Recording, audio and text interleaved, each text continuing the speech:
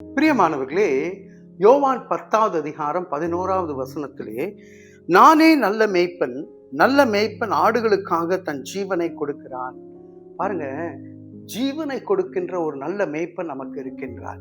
பிரியமானவர்களே, கர்த்தர் என் மேய்ப்பராய் இருக்கிறார் என்று சொல்லி தாவீது சொல்லுகிறதை பார்க்கின்றோம்.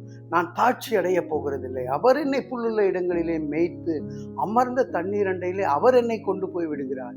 நான் மரண இருளிலே பள்ளத்தாக்கிலே நடந்தா கூட நான் பயப்பட போறதில்லை. ஏன்னா அவர் என்னோடு கூட இருக்கிறார். நல்ல மேய்ப்பன் நமக்காக இருக்கின்றார். பிரியமானவர்களே, நீங்க லூக்கா 15வது அதிகாரத்துல பார்க்கும் பொழுது 100 ஆடுகளை கொண்டு வைத்திருக்கின்ற ஒரு மேய்ப்பர் அந்த ஒரு காணாமல் போன ஆடுக்காக ஓடி போய் தேடி கண்டுபிடிச்சு அதை தோளின் மேலே வைத்து வருகின்ற ஒரு மேய்ப்பரை பார்க்கின்றோம். 99 ஆடு தான் இருக்கே நமக்குன்னு விட்டு விடல அந்த ஒரு ஆடை.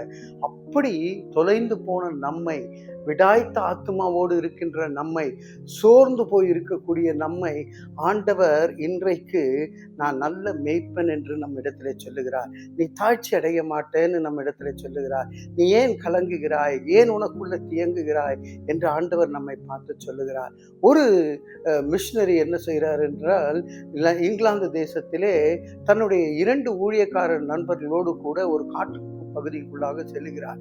செல்லும் பொழுது அவங்க 2 ஊழியக்காரர்களும் என்ன செய்யறாங்க, நாங்க இங்கிருந்து இந்த பக்கமா போயிட்டு இதே இடத்துக்கு வந்துடுறோம்னு சொல்லி அவங்க 2 பேரும் இறங்கி போய்விடுகிறார்கள்.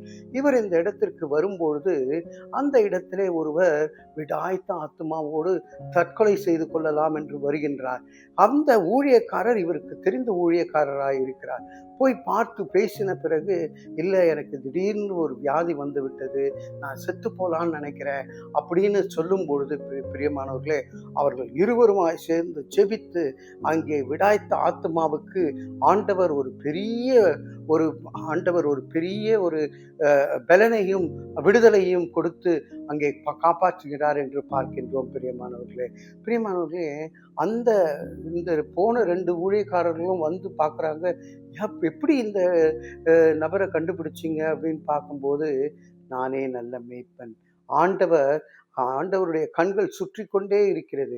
யாருக்கு தேவைப்படுகிறதோ அவர்களுக்கு இந்த வார்த்தை சென்று சேரும், அவர்களுக்கு விடுதலை கிடைக்கும்.